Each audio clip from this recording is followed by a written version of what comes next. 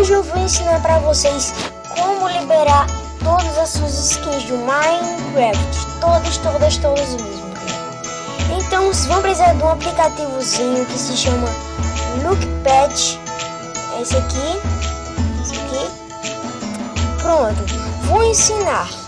Vocês vão ter que entrar em algum link aí em outros vídeos, vão baixar o Lookpad, porque eu não estou encontrando o link para deixar para vocês.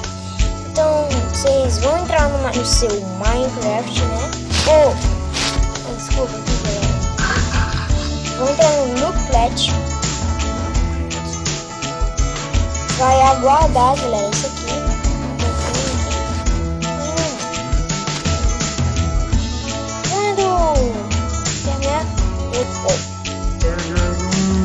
Voltei, galera. Pronto.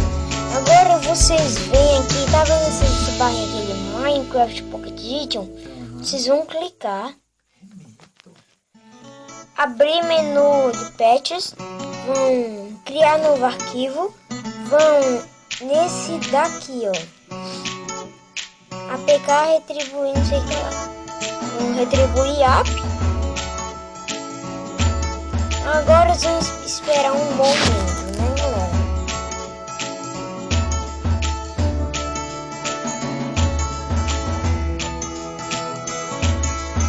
Galera, vou ensinar logo de vez aqui. Quando baixar, vocês vão ver esse aqui, esse negócio aqui. Você vai instalar, vão em essa parte do Lookpad, vão em Modified e vão Minecraft Pocket Edition. E aqui vai estar, galera. Vocês vão aqui, ó, desinstalar e instalar. Mas eu não vou desinstalar e instalar. Por quê? Porque o meu já está instalado, as questões liberadas. Então, quando vocês instalarem, vão abrir. Galera, vai clonar 2 Minecraft. O Minecraft, que é uma barrinha mais clara, é o das skins liberadas. Mas vão apertar na skin, ainda eles vão estar bloqueados. Vão clicar na skin, vão marcar o segundo quadrinho e apertar OK. Vai desbloquear no segundo quadrinho, galera.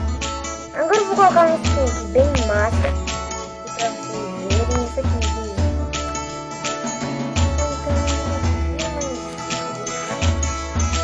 Então vão entrar aqui no mundo para vocês verem. É bem bonitinho. Pronto, é do botão, galera. Ah, galera, tem um baú atrás das costas. Que massa, galera. Nunca tinha percebido. Agora deixa eu ver. Galera, tem um baú atrás das costas dele. Bem maneirinhos. Então, bora, tchau. Então, espero que vocês tenham gostado. Se inscreva no meu canal se vocês não tiverem inscritos ainda. E valeu, tchau. Fui.